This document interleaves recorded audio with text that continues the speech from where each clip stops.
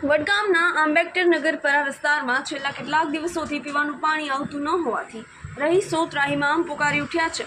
અવારનવાર પંચાયતના સત્તાધીશોને પાણી બાબતે રજૂઆત કરવા છતાં પંચાયતના વહીવટીકર્તાઓ લોકોની સમસ્યાઓ બાબતે આંખ આડા કાન કરતા રહ્યા હોવાના આક્ષેપો રહીશો દ્વારા કરાઈ રહ્યા છે।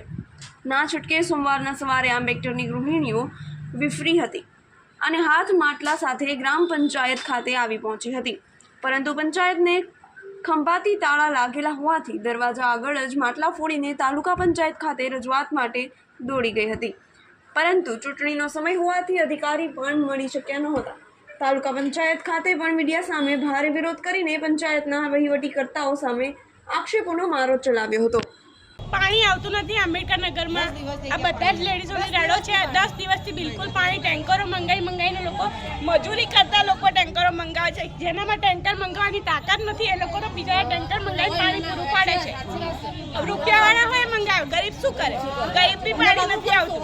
અત્યારે મેં જોયું છે આ લોકો લારીઓમાં અને રિક્ષાઓમાં પાણી લઈને આવ્યા છે અને પીવા માટે મિનરલના જગ લઈને આવ્યા છે। તો સરપંચની તો રજૂઆત કરી? સરપંચ કોઈ સાંભળતું જ નથી।